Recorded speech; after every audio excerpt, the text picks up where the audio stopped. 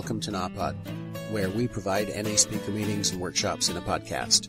We are an ad-free podcast, and if you enjoy listening, please help us to be self-supporting by visiting napod.xyz, look for the donate link, and drop $1 or $2 in the virtual basket.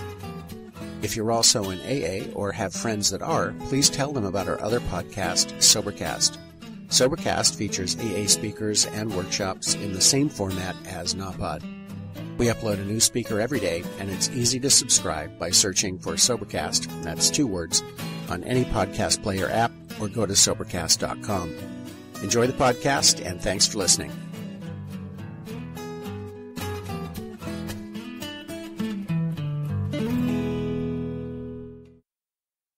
Morning! How many of you are half out of it so far? Huh? Yeah. Up too late. Rode too hard. I know that. The coffee will kick in probably. What the hell? Whoever this belongs to, thank you for letting me use it. It's a little white booklet with big type for bad eyes. And it's gotten to the point where I'm losing my eyes. That's one of the things I never thought would happen in my recovery. I got here when I was 23 years old, and now I can't focus on the words all that well. I'm real glad to be here. I didn't know that the George Washington Motor Lodge came without snow. I've always been here in February before. And it was really, it's been beautiful. The weather's been great. I have no idea what I'm going to talk about. The program says 12th step and 12th tradition. Boy, that must be a sense of humor involved in that. Because, what do you talk about in the 12th step and 12th tradition? For me, that's like a summary of the whole program. And I can't give you 19 years of experience in an hour and a half. There's no way that can happen. The real experiences are the ones for which there aren't any words. They're the ones where your heart gets touched. They're the ones where you watch somebody change from death to life. They're the ones where someone says something without having any idea what they've said, and that triggers something in you which lights you up. And those are the experiences that it's so hard to talk about, and so hard to share. And that's what these are all about. A lot of you have had an experience like one of those this weekend, where someone said something that you went, aha! And it's not like those ahas when, early on for me, when I went, aha! I had to watch out because I was usually in trouble. First thing I had to do when the light bulb went off in my head was unscrew the light bulb because, those short circuits. It's like, what was it? I used to not fire on all cylinders. I got clean and I started firing all cylinders and found out that the wiring was messed up. And so I was out of time and out of sequence, and I had to learn how to rewire a little bit, and that's helping. Having had a spiritual awakening as a result of these steps, we try to carry this message to addicts and to practice these principles in all our. I used to talk about the 12th step as a description of recovery. And I'd split it up, having had a spiritual awakening, and talked about the awakening of the Spirit, about spirituality, about changing from a self-oriented person, an obsessed, crazy, loaded, cut off, isolated, lonely person to someone who rejoined the human race and began developing a relationship with a higher power. And I talked about carrying the message as being the sort of things that we do, and I talked about giving and changing from a taker to a giver, and how a person who was practicing this thing we call recovery was not someone who took, but someone who'd learned how to give, learned how to share, learned how to care about other people. And practicing these principles in all our affairs, I talked about a life based on principle rather than self-will. And I think all that stuff's true about the 12th step, but I think there's more to it. Today, my understanding of that 12th step has changed.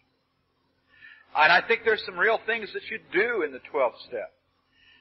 I used to approach it as a description rather than as a process. I separated it from the rest of the process, and I can't do that any longer. My life recently, when I started thinking about, the bits and pieces I thought about, what the hell am I going to share? My life recently, a lot of it has been 12-step stuff.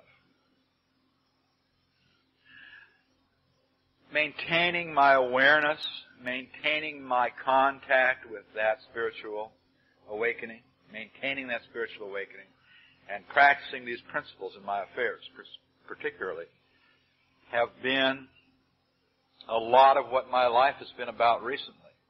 There's been a lot of frustration and disappointment. I kind of have to define terms sometimes. Frustration is the feeling I get when reality proves my life has become unmanageable. Okay? And I don't like that. I don't like it when things don't go the way I have them planned. And I don't like it when my higher power says, no, Greg, it's my plan, not yours. I'm not thrilled. And I get frustrated. It's going to be in the time it's going to be in instead of the way I have it planned. And that's been, that's what's been going on. My life is a lot like the movie Field of Dreams right now. And I'm at that stage where it seems like they're going to foreclose just before the kids are saying they will come. That's where it is.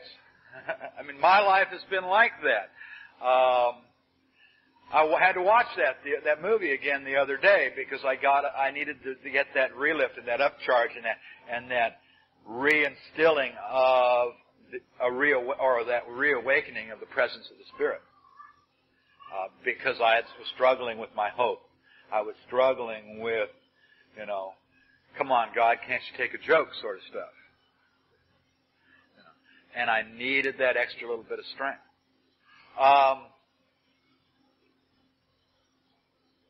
Today, when I look at the 12th step and I look at this idea of a spiritual awakening as a result of these steps, to me that's talking about the purpose of the steps. And it's talking about a change, an awakening, a rebirth.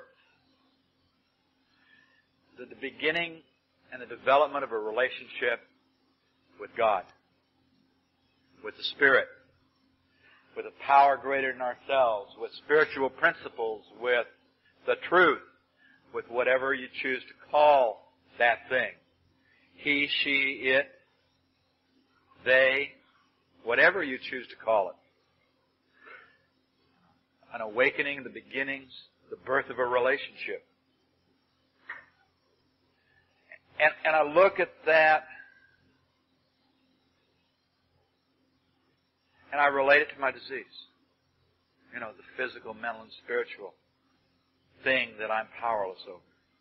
In the first step, we admit that we're powerless over our addiction, and that's the physical, mental, and spiritual. First and foremost, the fact that when I put drugs in my body, something happens that I can't control, that I'm powerless over, and that I get into situations and my instincts say use,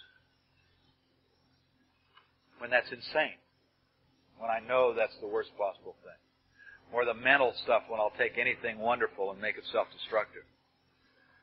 Getting strung out on anything, or the spiritual lack of faith, lack of hope, lack of trust, inability to relate to others as equal, obsession with self. The awakening of the Spirit has separated me from that to a degree. Has made it possible not to suffer from that disease the way I used to. And I can't, that's what it's been for me. It's been a freedom, a freeing. There's so many things I want to share about. Surrender. To me, the point of surrender is a point of awakening. My surrender is an awakening of the Spirit. And I believe that we keep surrendering. I love it when people come up and they say, well, I surrendered to Narcotics Anonymous, once, 4 years ago. And I'm going, that's not my experience. Because although that's true, my life has become a series of surrenders and a series of awakenings. My relationship with my higher power, with the God that I've come to believe in, is growing and changing. And evolving, just as my understanding of the first step and the second step is changing, growing, and evolving.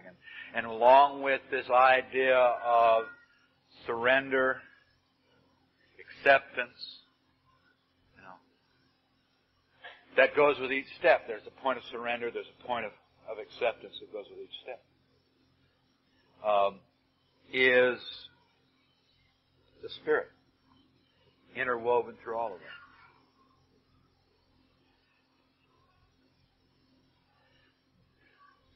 And I'm so grateful. I'm going through, the adversity I mentioned before. And yet I'm not crazy all the time because of it.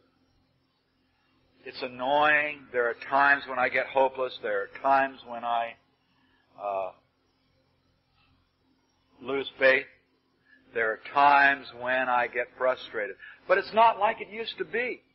It used to be something would come down in my life and I'd get nuts, until I broke something. I was like that vulture, patience my ass, I'm going out and kill something. A mad bomber. I would be planning, destruction and death. And just crazy about it, obsessed with trying to fix reality. I've got adversity going today. I get frustrated.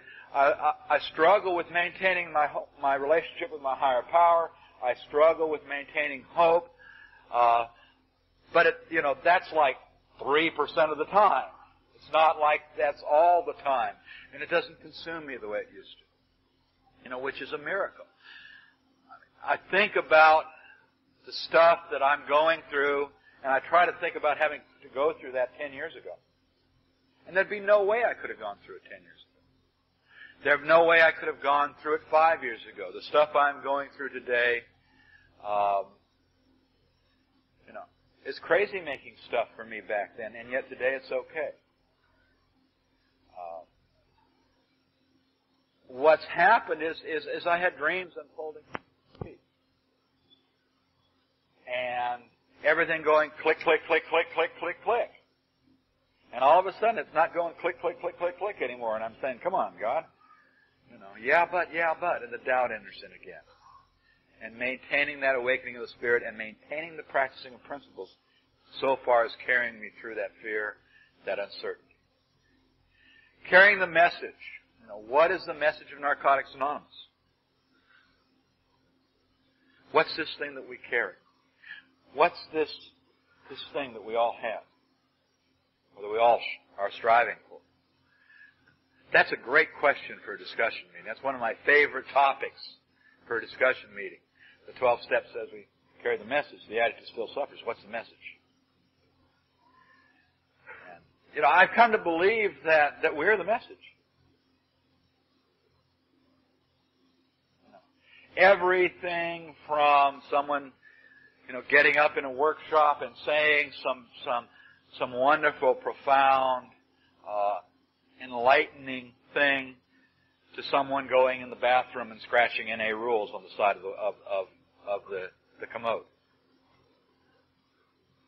Both of which have happened here this weekend.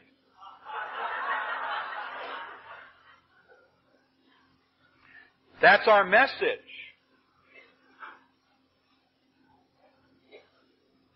I'd like to see more of the standing up at the podiums and sharing inspired things than scratching on bathroom walls.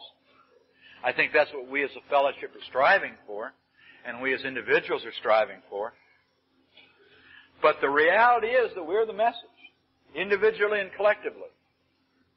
What is Narcotics Anonymous? We're Narcotics Anonymous. I am Narcotics Anonymous and you are Narcotics Anonymous, together. What's this thing called recovery? Look around. We are this thing called recovery. You know, my sponsor for many, many years used to say, the greatest prayer someone can offer to a God of any kind is the way they live. The greatest prayer someone can offer to a God of any kind is the way they live. And I believe that life's a prayer. I believe this process called living is a prayer. It's a combination of prayer and meditation. And I didn't share at the 11th step workshop last night. But I've come to believe real strongly that there is nothing but prayer and meditation. And that's the way we live in our consciousness. All that we are conscious of is, and all that we focus on is meditation. What am I meditating on? Interesting question. And my actions and behaviors are a form of prayer. And what am I praying? And what am I praying to? And what's the message we're carrying? And what's the message I'm carrying? What message did you carry about Narcotics Anonymous this week?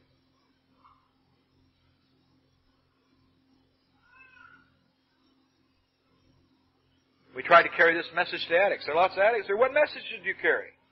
What message did I carry? I hope that I carried a message that every NA member is important. That recovery is possible. That it's okay to be honest. That I care. That NA works. I realize that I didn't carry that message perfectly. But that's the message I hope I carried. That there is a way to go for addicts who never had a way to go. That there's a way out of the hell we created, or we found ourselves in. And that NA is for real. And NA is good. I suspect if this weekend was like most weekends, that there were times when I did a good job at carrying that message, and there are times when I didn't carry that message at all, and I was so full of myself, or so tired, or so unaware of the things going on around me, of my spirit, and what was going on inside me, that I didn't do a good job carrying that message. Today, part of the way I approach the 12th step is seeking to improve the way I carry a message of hope through application of the 11th step, and actually all the steps that precede 12.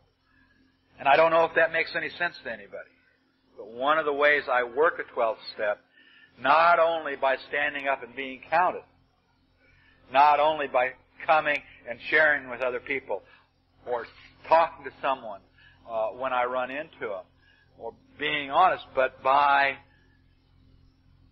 trying to improve who Greg is and the amount of time I spend dedicated to the Spirit, or dedicated to that spiritual awakening, versus the amount of time I spend with my head in a dark place.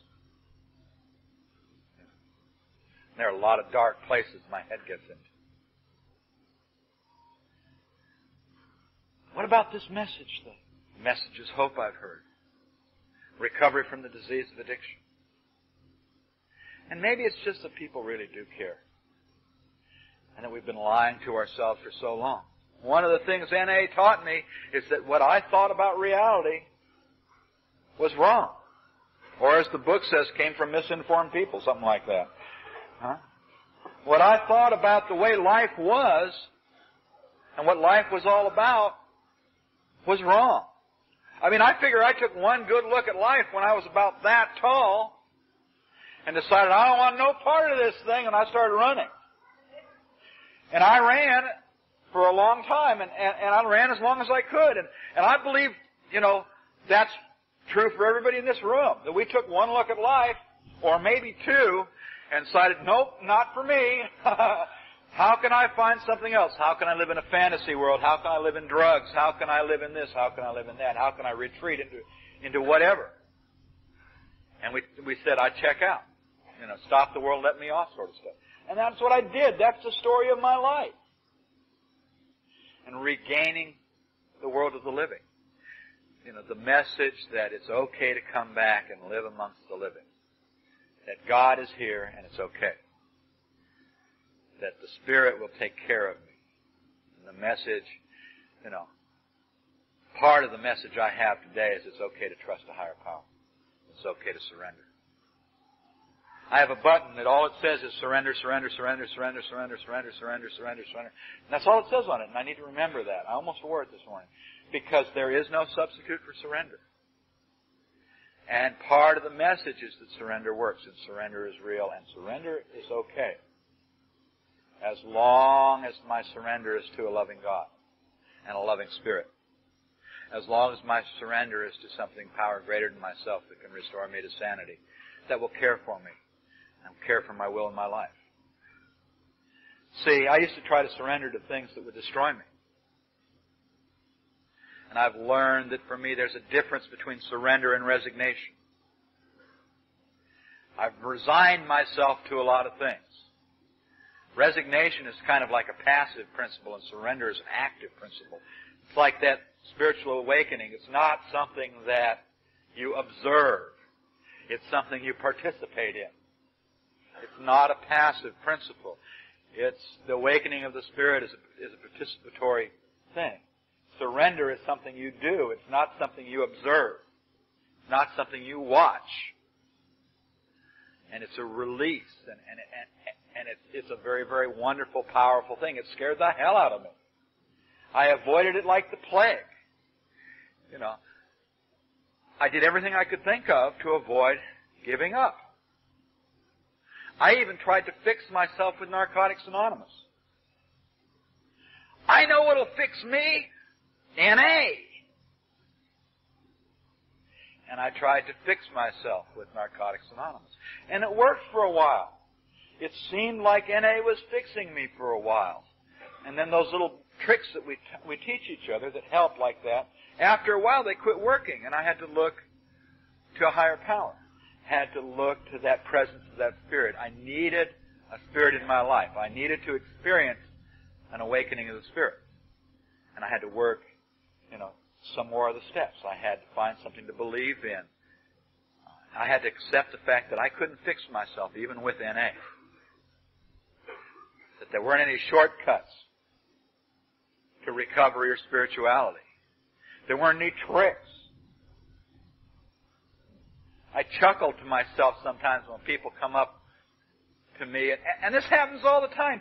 Someone will come up to me and say, I've got something I'm struggling with. And what they want is they want a shortcut. They want a way to fix themselves.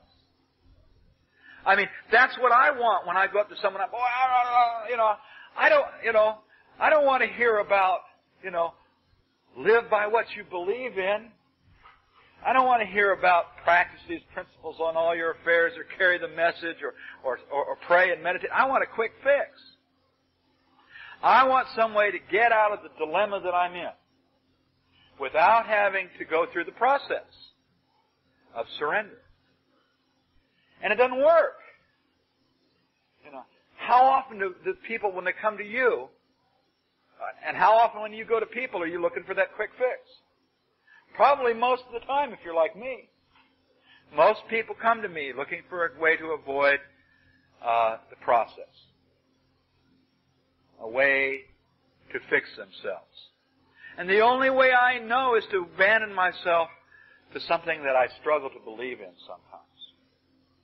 And that's a higher power, a loving God. That's the only thing I've found.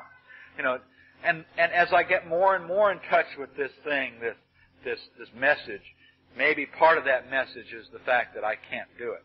That I can't fix me. That only a loving God can change me. I can maybe do something about my behavior. But only a loving God can change me. And our steps reflect that. Our second step, talks about coming to believe that a power greater than ourselves can restore us to sanity. Certainly a power greater than ourselves is not ourselves. I mean, you wouldn't have to say greater then. It would, maybe we would have said we've come to believe that we could be restored to sanity, or something like that. But no, it specifically says something greater than me.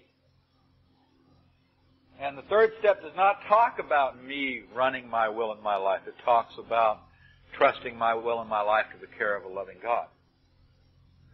Turning my will and my life over to the care of God as we understood Him. And, the fifth step talks about admitting to myself, God, and another human being. It doesn't talk about thinking about how I have wronged my wrongs. It talks about actively involving, a loving God and someone else beyond me. And on down the line, the seventh step doesn't talk about, and then my shortcomings were removed. It talks about humbly asking a loving God to remove my shortcomings. It doesn't talk about, well, I am going to change my behavior and my shortcomings will disappear. I used to talk about the seventh step in those terms too. If I changed my behavior, the manifestation of my defects, then my shortcomings and defects would disappear. If I controlled myself, then I would get better. Guess what? That's not what the seventh step says. It says that I have to, in humility, petition a loving God for the gift of being relieved of my shortcomings. That I have to humbly ask God to remove my shortcomings. And 11, seeking through prayer and meditation to improve contact with this thing I've come to believe in, God has understood Him. Seeking to improve my contact with God and maintain. Seeking to improve my contact with reality and maintain my relationship with reality and God in all things, myself and you and this place and all the things around us. Seeking to maintain that relationship humbly with the universe, with reality. And that's a restoration of sanity. I got back to the old, who's insane? Someone's insane who's out of touch with reality.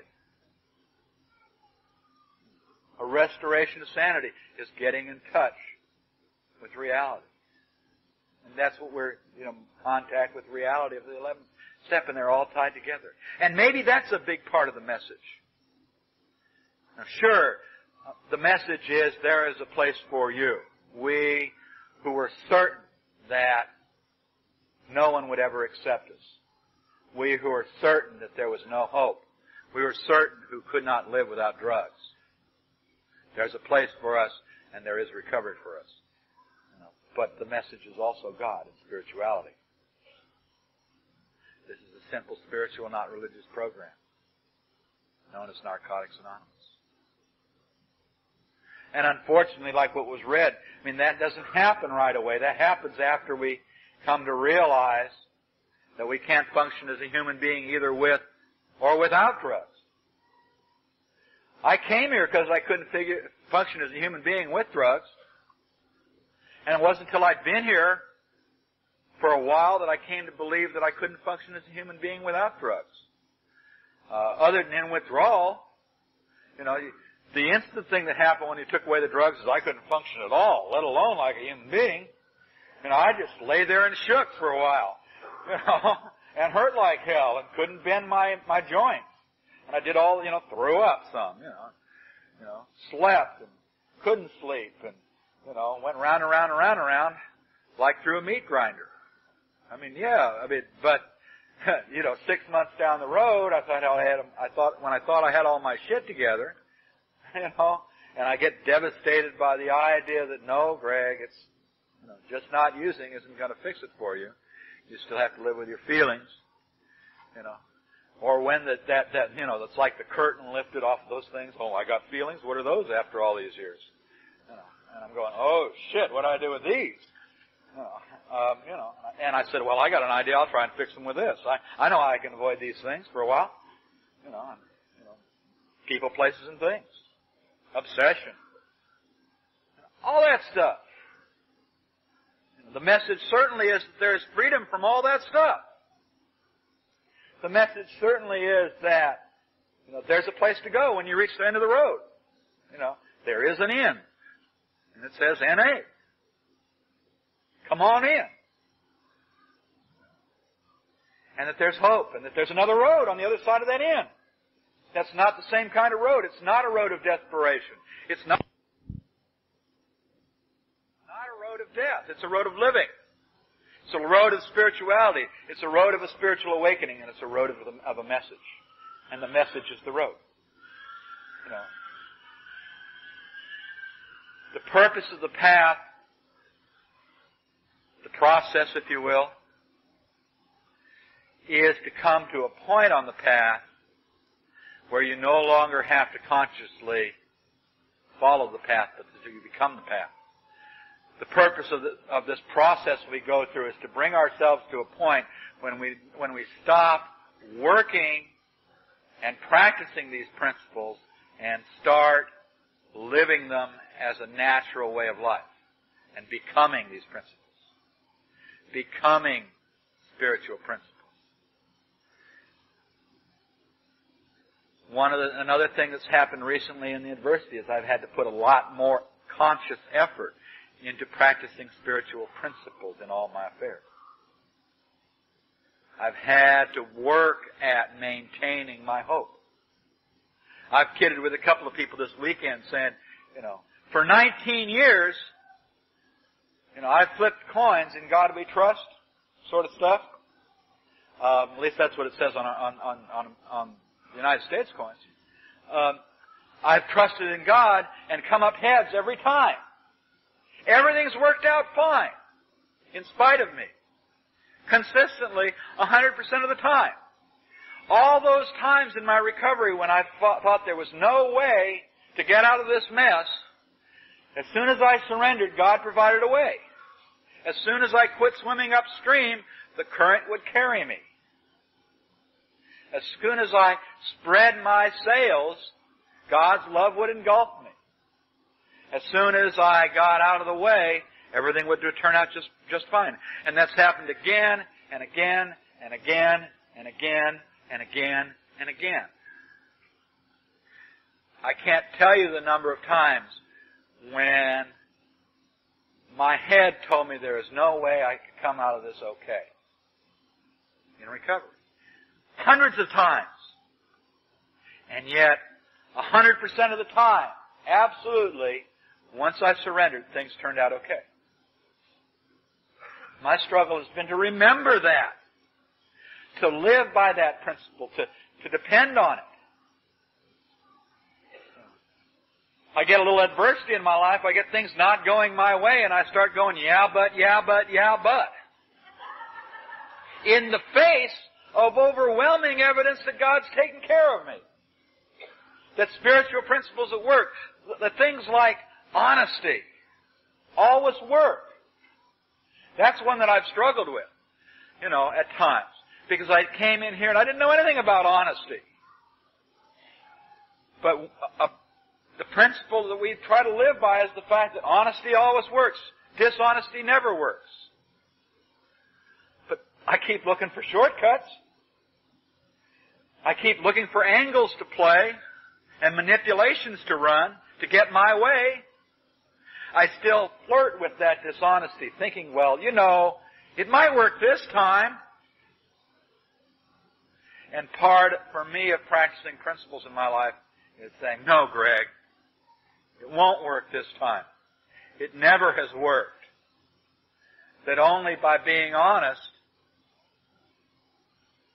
will things work out. Only by living by principle will things work out. Only by doing it the way the program teaches will things work out. How many times have we wanted to tell that white lie? Or cheat just a little bit? Or manipulate it? How many times? I mean, I don't know about you, but that's one of the things that happens most often in my life. I get into a situation and I start figuring. How can I fix this? How can I get my way out of that? How can I control this? There is no substitute for surrender. That's another one. How do you maintain your surrender? How many times have we taken it back? 30 seconds after we said, okay, God, I can't handle it. Then the sun comes out and we're going, well, God, I was just kidding. You're right, I couldn't handle it. Thanks a lot, God. Now it's my turn. My move. And we're going, oh, no. How many times? And to me, the ability for me to practice principle in my life, to stick to principle, has been a fair weather friend at sometimes. Has been inconsistent. And something that I struggle with. Today, with the stuff going on in my life, my head, my intellect knows. Keep living by principle. Trust your higher power. Be honest. Be open. Consciously make a decision to turn your will and your life over to the care of God. Admit that you're powerless over your addiction. Do all the things that we're taught to do. Take positive action. Involve yourself in the process of reciprocity. Involve yourself in the process of surrender. Involve yourself in the spirit of hope and trust and humility. Involve yourself in positive spiritual principles and all will be well.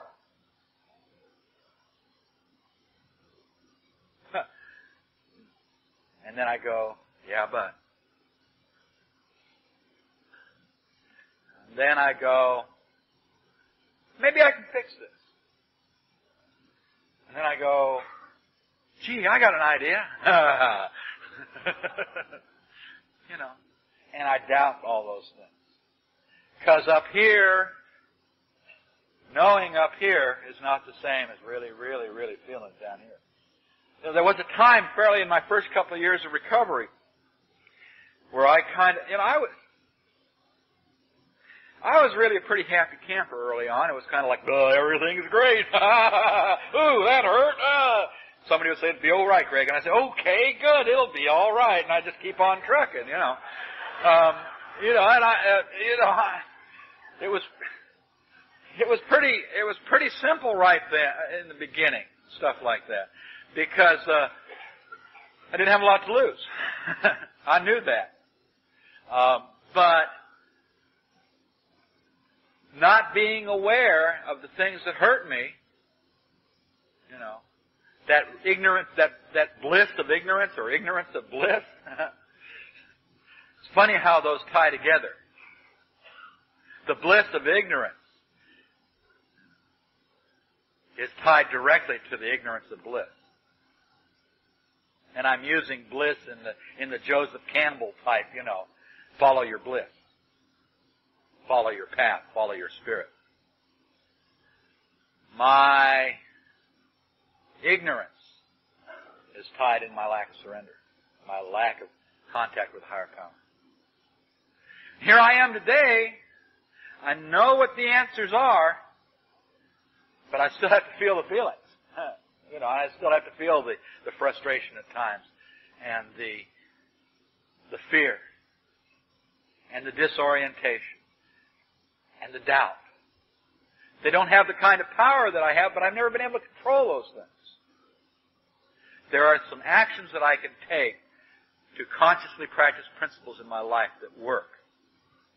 And to me today, the 12th step is also about making a conscious effort to practice principle. To have a conscience. To develop a personal conscience and a group conscience. To learn about spiritual principles and consciously practice them in my life.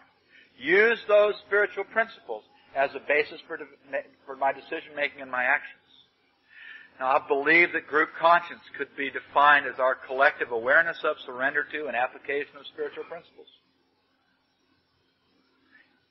in our decision-making process, in our active process. And that's true for me as an individual and us as a group. My awareness of, surrender to, and application of spiritual principles in my daily life is my conscience, that which guides my actions and decisions. Conscience. And to me, the 12th step is about developing a personal conscience. Practicing these principles in all my affairs. Living by principle. That's an active thing we do. That's not something that happens as a result of these steps, like a spiritual awakening. That's something we do. We involve ourselves in an active pursuit of principle. And we surrender, we let go. We stop listening to, or try to stop listening to, the voice that says in our head, "No way, Greg. This can't work." Wouldn't it be easier just to go rip somebody off? Wouldn't it be easier to cheat? Wouldn't it be easier to control? We let go of that distorted,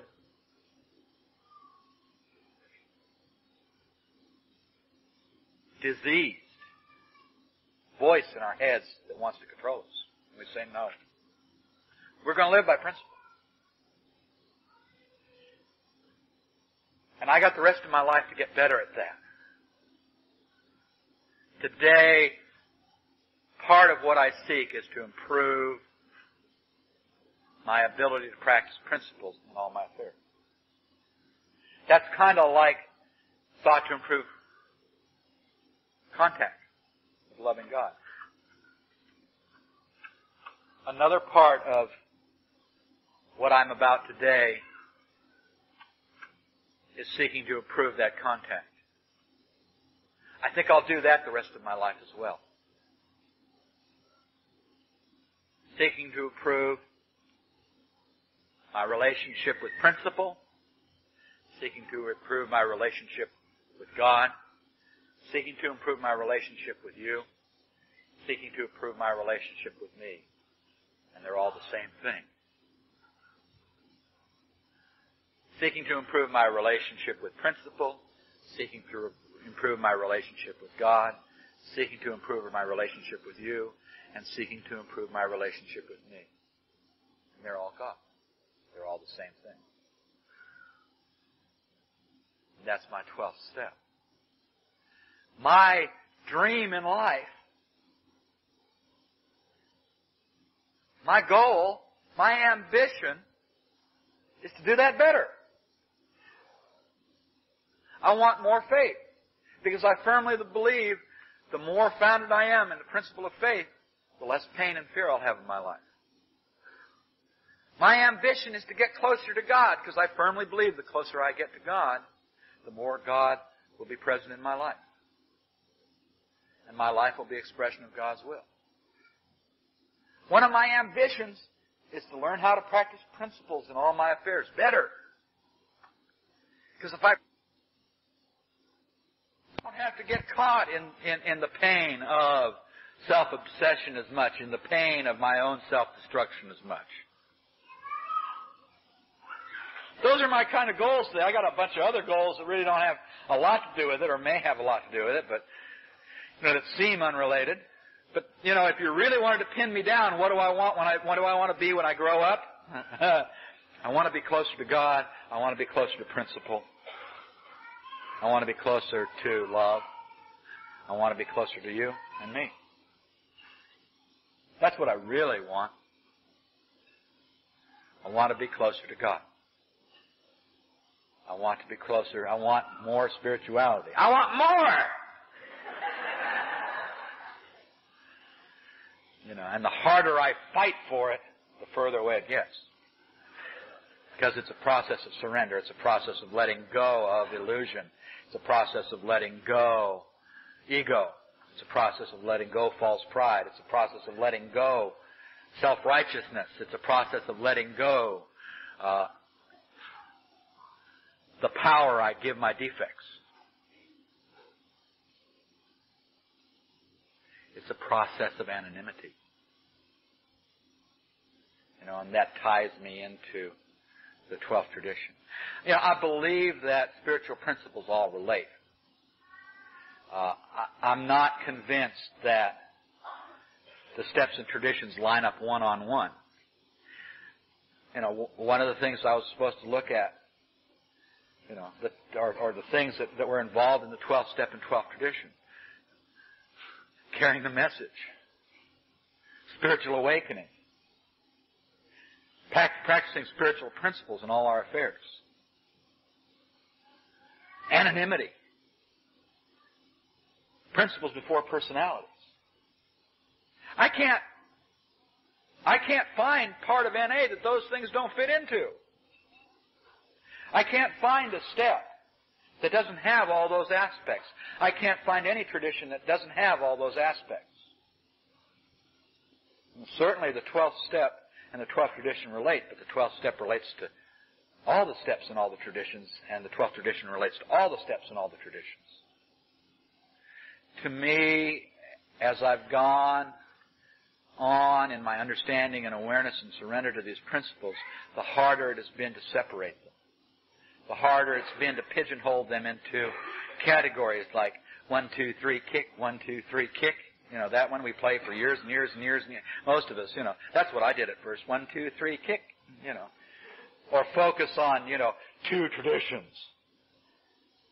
Focus on, depends on which ones you want to. You can focus on, let's focus on unity and autonomy. And if you don't get crazy in the process, you can rationalize a lot of stuff behind the idea of unity and autonomy. Or let's focus on membership and carrying the message. Well, we can get real sick on that. Or let's focus on group conscience and direct responsibility. Those are wonderful things. All 3 pairs are wonderful things. But if those are the only things you got, if you don't have the package, if you don't have the rest, they don't work. So the longer and the more I get into my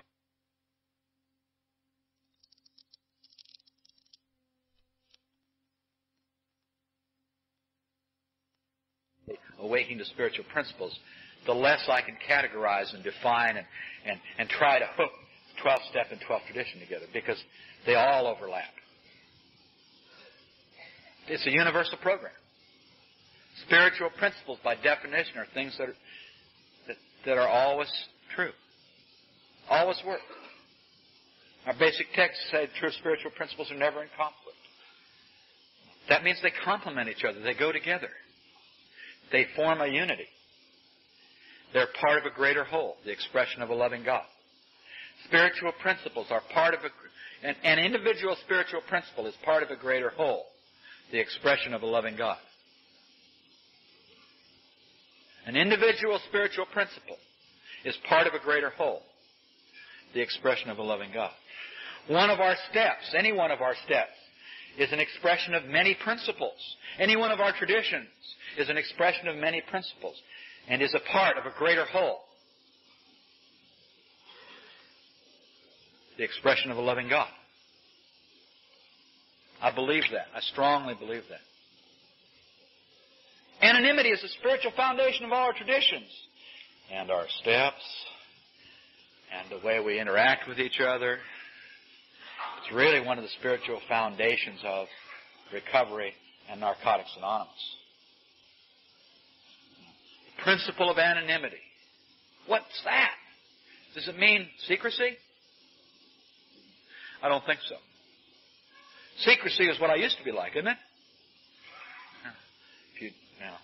Hey, I'm going to let you know who I am. Forget it. If I keep you, I need to keep you at arm's distance because you can't hurt me then. Or I can't hurt you then. If you ever knew what I was like way down deep inside, you'd have to reject me. So I'll stay secret. I'll stay separate. I won't be part of. As long as I'm different, I have an excuse.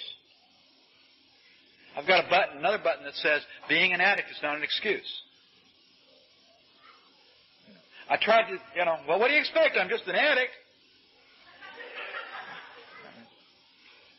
I mean, yeah, I know what I did was wrong, but, heck, progress. I'm just an addict. I'm getting better. I only ripped off $15, not $50.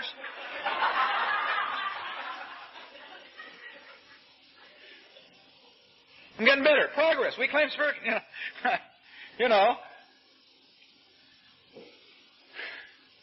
Being an addict is not an excuse.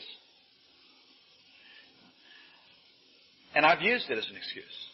And you probably used it as an excuse too. Well, when I have 10 years clean, I'll stop raising hell when I go to conventions. Huh?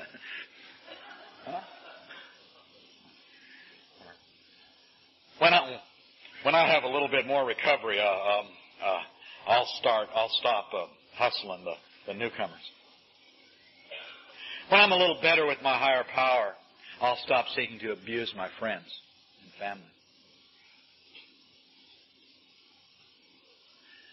And I use those excuses.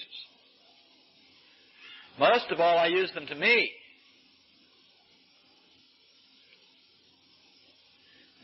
And I struggle with those excuses today. I'll get closer to my higher power later, when I really need it. After all, everything's going okay. I got time for that. Anonymity. Anonymity. Without name, it literally means without name. What's a name? A name is the one thing I got that makes me different from everybody else. It symbolizes my difference, my specialness. It separates me from every other human being. There's some Gregs. We got any more Gregs in this room besides me? Yeah, right there. There's one right there. Any other Gregs in this room besides the two of us? Three of us. 3 Gregs in this room. Well, my name is Greg. And, there are only 3 of us that have that name. That separates the 3 of us that way, doesn't it? The rest of you are different. We share something in common.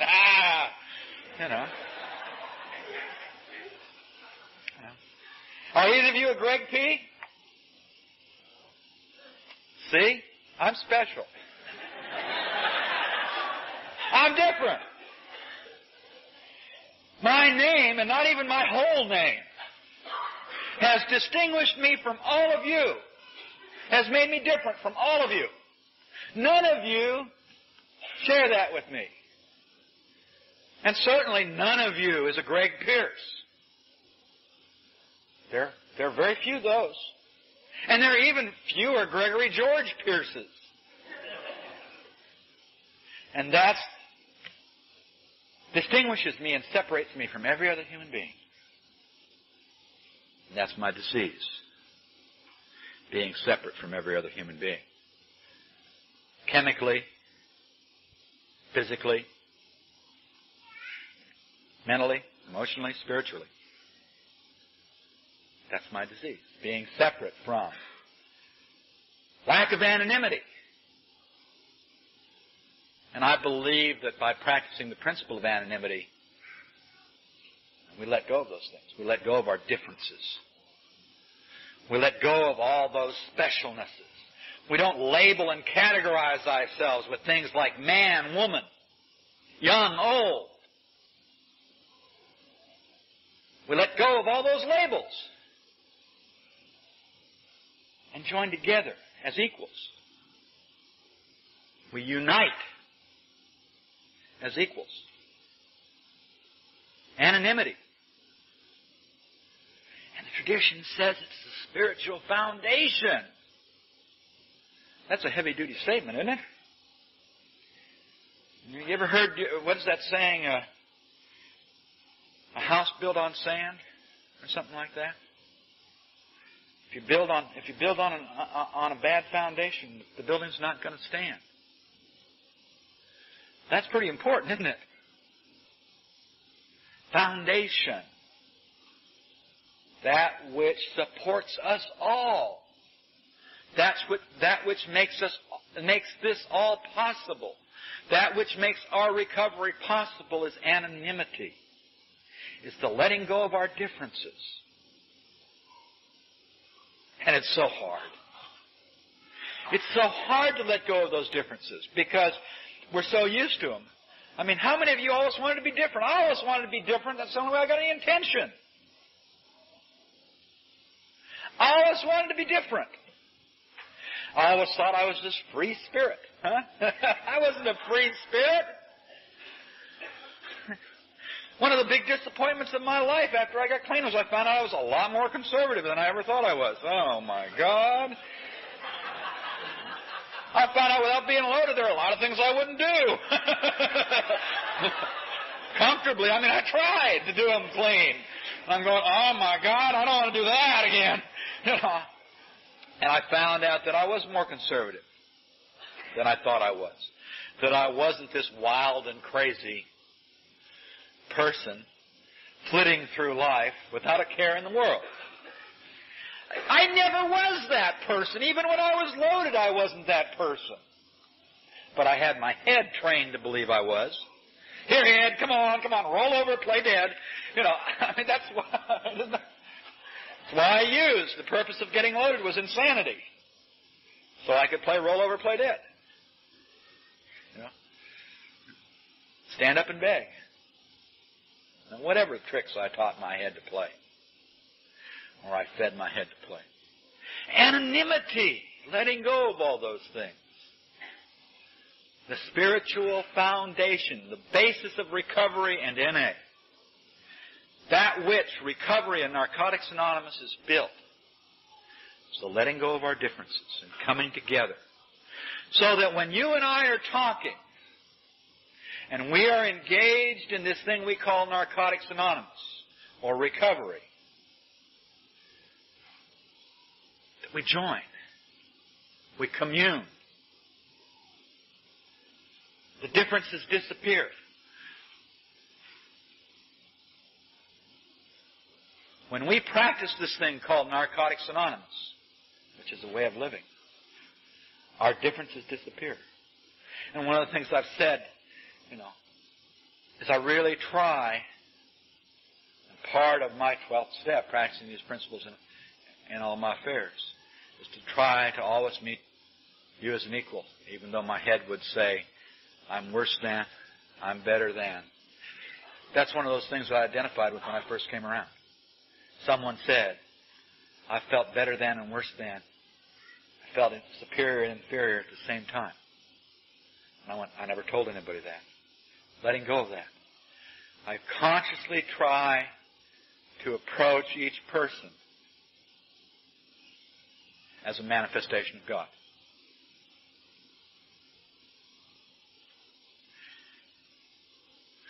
I fail most of the time. But I succeed sometimes. Sometimes I can set aside all our differences. And those are the most wonderful times. And that's those times where we meet, soul to soul, heart to heart, spirit to spirit. And we unite in anonymity. And those are the special times. Those are those times that I carry with me to feed me, to give me hope, to enliven me, my spirit. Those times, those moments of anonymity, those moments of serenity. Anonymity and serenity are really closely tied together for me. The book says surrender means we don't have to fight anymore. And anonymity is the absence of internal conflict. Serenity is the absence of internal conflict. Anonymity or lack of anonymity is one of those internal conflicts. Separateness. conflict, difference. When I practice surrender, I get, and anonymity, I get serenity. When I let go of conflict, of differences, I get absence of conflicts and differences. Unity. Anonymity. Letting go of all our differences. You know what? That's the only way it makes sense, running it through the traditions. I believe that anonymity is what's behind the we in the steps.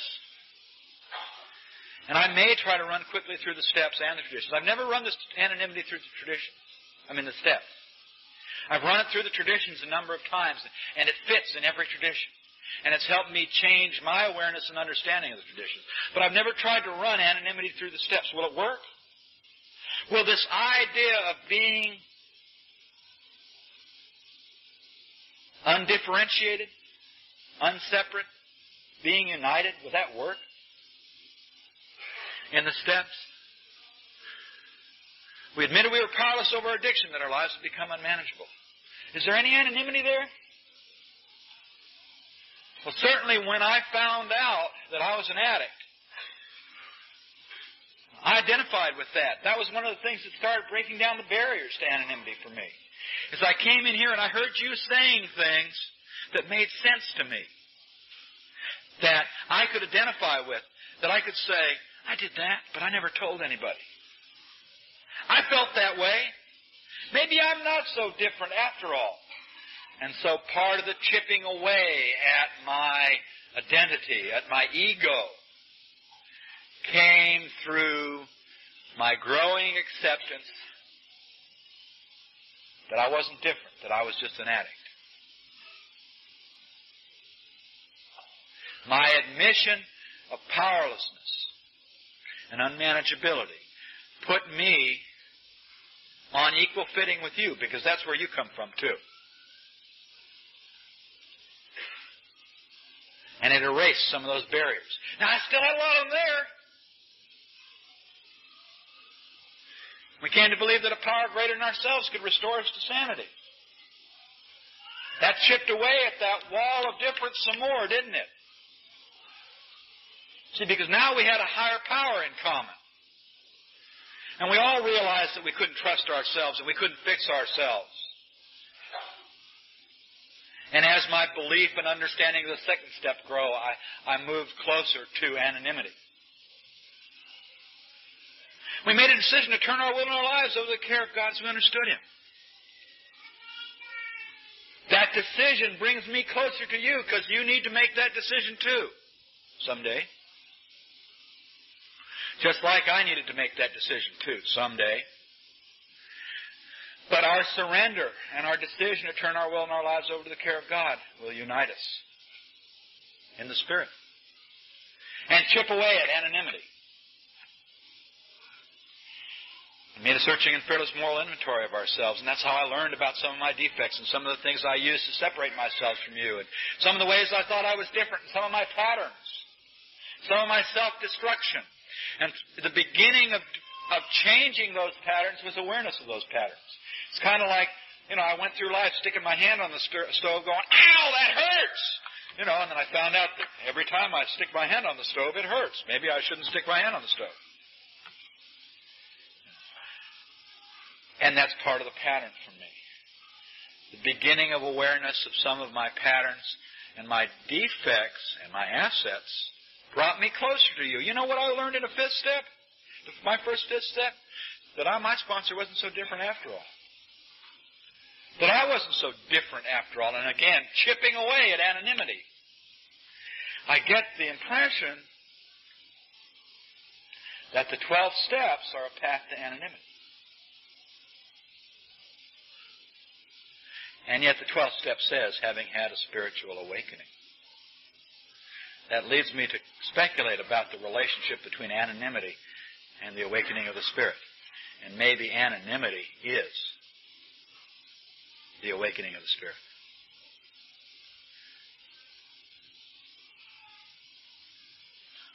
And 6 and 7 became entirely ready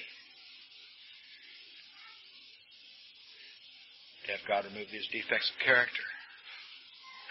That process, although at first I thought that was something that happened kind of automatically when you did a fifth step, that process over a period of years has again brought me closer.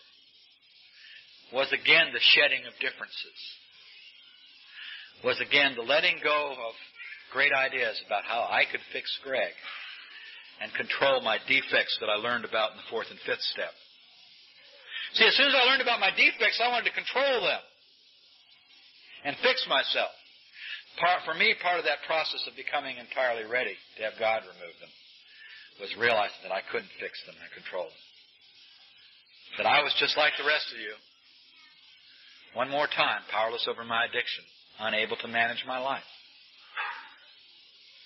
And humbly asking to remove our shortcomings. That puts us again equal because, I believe in the Spirit. I believe in a loving God that touches all of us, that is all of us, that is in all of us, and of all of us. And that humility, that setting, that establishing of a relationship. Humility is a relationship. That establishing of that relationship with God makes us all equal. How can we be separate and different in a state of humility? We can't. Humility is about giving that up. Humility is about anonymity. Continued to make amends then. Made a list of people we had harmed. Became willing to make amends to them all. My secrets. Those things that separated me, again. The things I'd carry. The things I withheld. The things I reserved. The reservations. By being willing, by putting it down on paper, by acknowledging my harm, I was one more time eliminating the thing I used to separate me from you.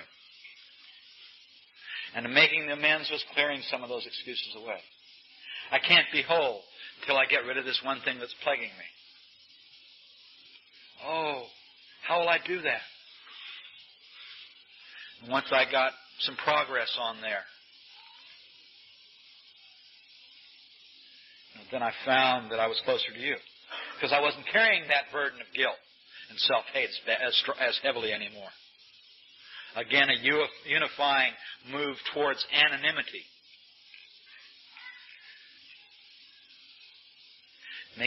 Continuing to take personal inventory. Now I was wrong, promptly admitted it. Getting away from self-pride and having to be right all the time. Having to have the last word. Having to fix it. Having to be the expert. Being able to acknowledge and be honest about who I really am and that I screw up regular. And that life's a struggle. And faith is a struggle. And anonymity can be a struggle. And surrender can be a struggle. But that when I can achieve those things is when I enter into a state of anonymity. It's when I become equal and when I become one with. Prayer and meditation. Improving contact with God. As my relationship with God improves, my need to be different and separate from you decreases. The closer I get to God, the closer I can get to you. Because I don't have to be afraid. As my relationship with my higher power improves, my need to push you away, to be separate and distant, decreases. And then 12, like I said, maybe the steps, they're a path to a spiritual awakening, but they're a path to anonymity too. And maybe my embracing of the Spirit, maybe perfect anonymity is a perfect embrace of the Spirit. I don't know that any of us will ever get that. But that's a neat goal to work towards, isn't it? As I can embrace my spirit and become one with the God that I come to believe in, I can approach a state of anonymity. A state of grace. of not being different and separate, of not being better or worse, of not being this or that, of just being human being equal, joined by God, of being one with you. I believe we are all the children of God. We're all brothers and sisters related by God. And I look for the Spirit in each of you. And that's a journey, and that's a beautiful thing, because we have some bizarre ways of covering that Spirit up. But it's there. And I've talked about, in the past, when I don't have time for you, what I really don't have time for is God. If I go to a meeting looking for disease, looking for illness, I'll find it. If I go to a meeting looking for the presence of God in you and what you say, I'll find that. And a big part of my meditation is learning how to listen. And listening for the God in what you say. When I can do that, that's anonymity. Our common welfare should come first. Personal recovery depends on NA unity. The things we talk about in anonymity, all our differences are the things that keep us separate. Unity, the act of unifying is an act of joining into anonymity, is letting go of differences. You know, there's a direct relationship between 1 and 12 in the traditions. Looking at the common welfare instead of me and I and my ego and my wants and my self-will is an act of anonymity. Letting go of my specialness and differences and thinking that it should be my way. Having but one ultimate authority. A loving God. Again, is anonymity. Letting go of those differences. My opinion and your opinion and this and that and that. We use this process called group conscience. Our collective awareness of, surrender to, and application of spiritual principles to guide our actions and decisions.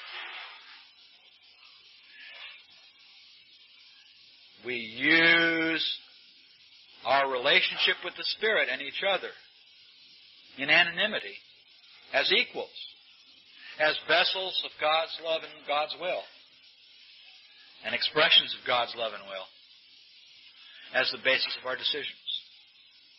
Anonymity. We set aside the requirements. The only thing we require of each other is that desire to stop using. And we do that because we know that without that, recovery isn't possible.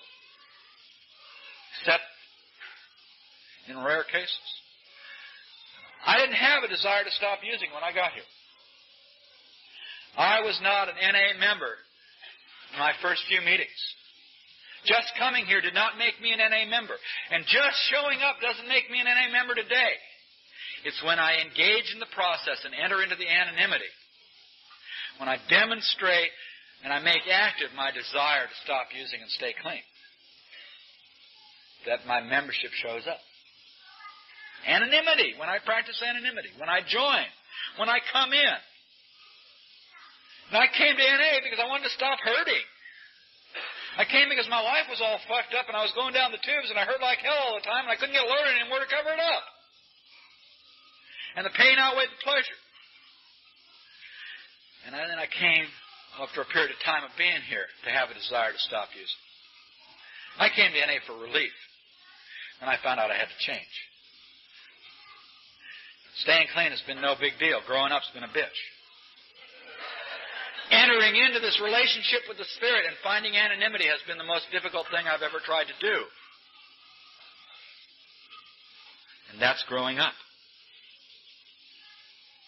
Entering in a relationship with the Spirit and finding anonymity is growing up. At least the way NA talks about growing up, I think. Each group should be autonomous, except in matters affecting other groups or NA as a whole. Autonomy. Free from outside entanglements. Guess what all those things we use to separate ourselves are. Outside entanglements. Sex is an outside entanglement. Age is an outside. They're the things that get in the way, aren't they? Autonomy. Free from outside entanglement. Autonomy, believe it or not, is a statement of anonymity. You think that autonomy means a license to be different. But it's licensed to be the same. Without differences.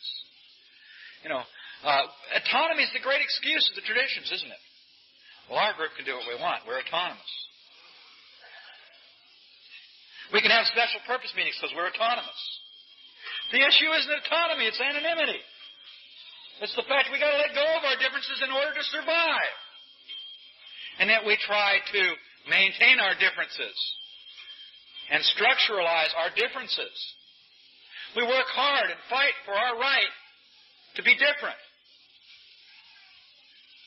And wonder why it doesn't work. Anonymity is the spiritual foundation. Anonymity, letting go of our differences. That's why special purpose groups struggle. It's because they're based on a denial of the principle of anonymity. It's not autonomy. It's not membership. Those are the ones I hear. We can have this special kind of meeting because we're autonomous. It's not the point. You can't have that special kind of a meeting because the only requirement for membership is a desire to stop using, and our primary purpose is to carry the message to the addict who still suffers. That's not the point. The point is anonymity. That the foundation of Narcotics Anonymous and recovery is the letting go of our differences, our specialness, our ego, and our pride.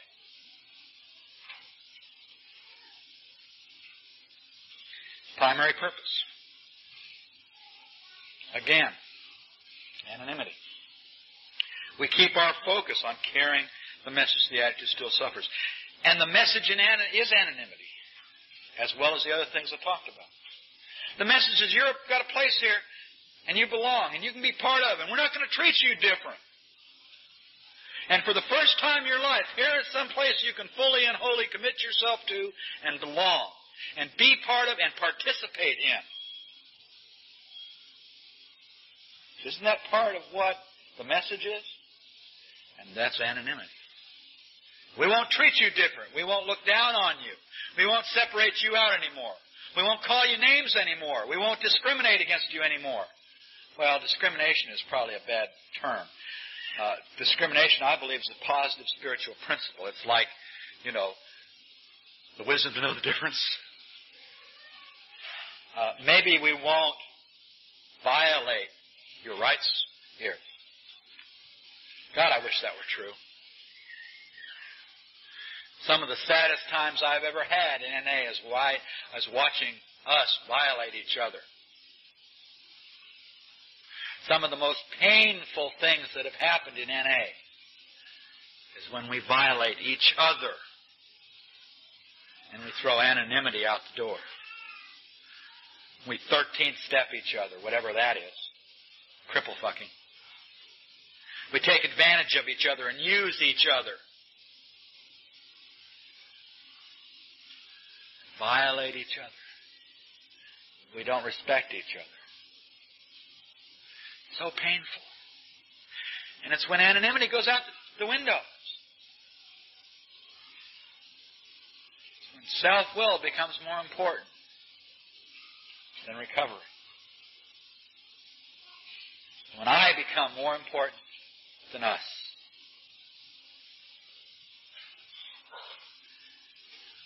And recovery is about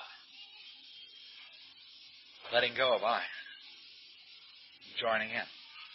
Being an individual together with, not separate from. Being part of a greater whole. That special piece that fits 100%, but not being different and separate. We ought never endorse, finance, or lend the NA name to any related facility or outside enterprise, lest problems of money, property, or prestige divert us from our primary purpose. God, that's so full of things that anonymity is counter to. I mean, all the things that tell us not to do are the things that we use to discriminate, not to separate ourselves. endorsement. It's saying, this is special. We suggest it. It's different. It's better. Financing. Well, we'll lend our money to this. Lending our name. Well, they can use it and they're okay. They're different. Money, property, and prestige. Isn't that how some of the main, along with sex, money, property, prestige, power, sex. Those are the things we use to separate ourselves from each other, aren't they? Age, race, religion, lack of religion, sexuality. Aren't those all the things we use to separate? And this is a list of ways to violate the principle of anonymity. And it says we should never do that. Every any group ought to be fully self-supporting, declining outside contributions. And somebody talked about earlier how the relationship of that to autonomy, and I believe real strongly that through application of our seventh tradition that we can remain autonomous, free from outside entanglements. A unit unto ourselves in our groups so that we can survive, even if other groups around us don't survive. But anonymity? Sure, anonymity. Somebody talked about, in the seventh tradition workshop, Vito talked about more than your fair share, and not really being clear of that, because his life belonged to NA, and I believe that. And I thought about, what is more than my fair share?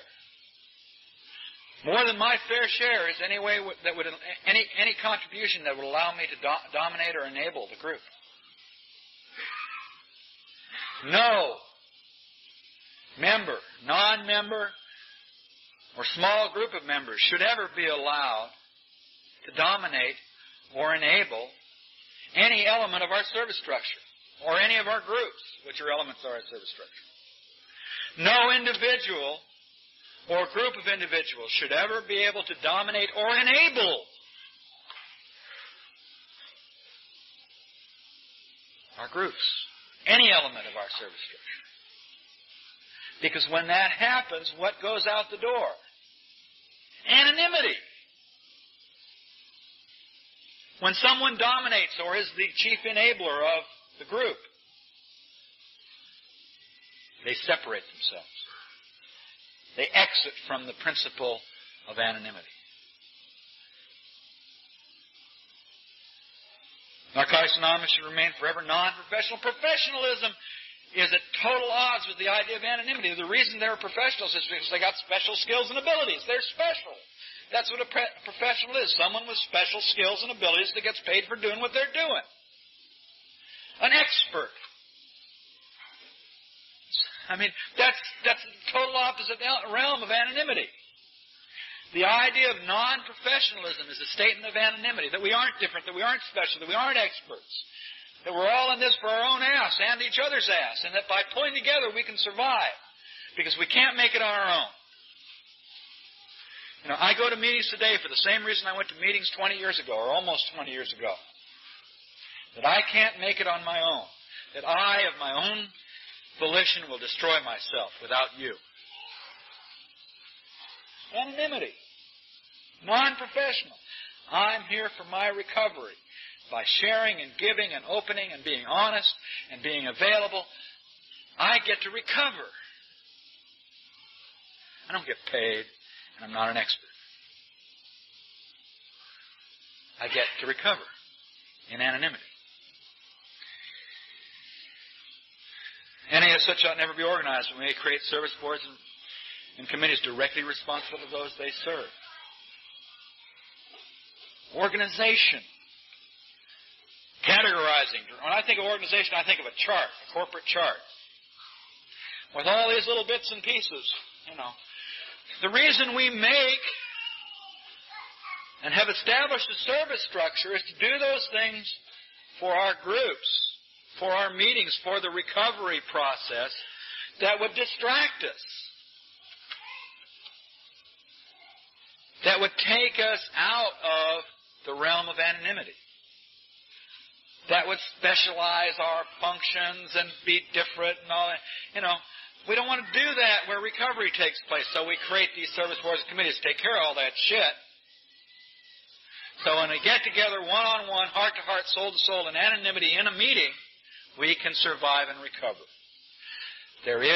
Anonymity is what gives us the atmosphere of recovery and the presence of the loving God. Without anonymity, with a room full of differences, there's no room for God. There's no room for recovery. There is no atmosphere of recovery. No opinion on outside issues. Hence, the anonymity might never be drawn into public controversy. Outside issues, opinions. All you got to do every 4 years is watch TV and the political, every 2 years, and the political campaigns and the attacks that go back and forth to know how opinion on outside issues separates people. And in here, too. Having opinion on outside issues is one of the primary ways we could violate our anonymity, because we'd split into camps. And some of us would believe some way and some would believe another way. And you know what? That happens anyway. We get divided over inside issues. We lose our anonymity and the ability to practice the principle of unity because of our differences. And yet we try to find a way to pull together. One of the sad things that's happening right now in Narcotics Anonymous is we are losing our anonymity and unity because of internal issues. We need to get those out of the recovery meetings. We can fight about those in back rooms. But in our meetings, we need to take those out of our meetings and join once again into what we're about. Carrying the message of recovery to the addict who still suffers.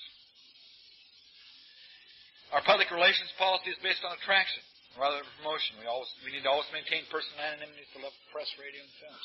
That one says anonymity. It's not too tough to figure out anonymity is the spiritual foundation in the 11th tradition. Maintaining personal anonymity at the level of press, radio, and films. Public media. Not being a celebrity. It's not too tough when you're dealing with the public. We're pretty unknown, it seems like, in the public eye. And that's what this addresses. I think 11th tradition addresses our relationship with society.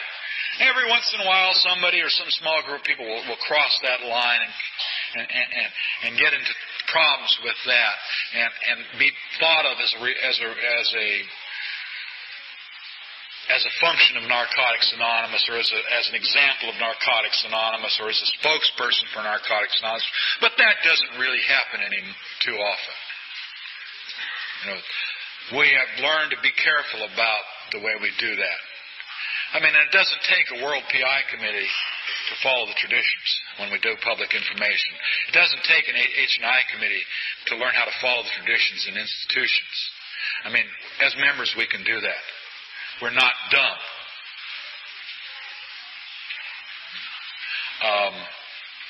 Where anonymity really gets torn apart, I believe, is in the way we treat each other. And the way we separate and the celebrities we create within the fellowship. There are a lot of celebrities in this room. And it hurts sometimes. Sometimes it feeds the ego, and it feels good for a while until it hurts. If I can remember that we are all expressions of the same Spirit, that we are brothers and sisters related by a loving God, that the purpose of the steps is a spiritual awakening, which is an entering into anonymity.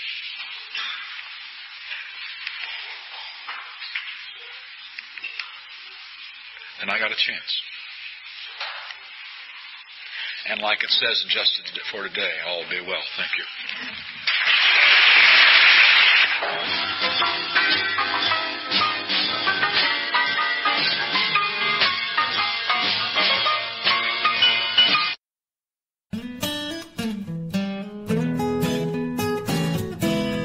Thank you for listening. I hope you enjoyed the podcast.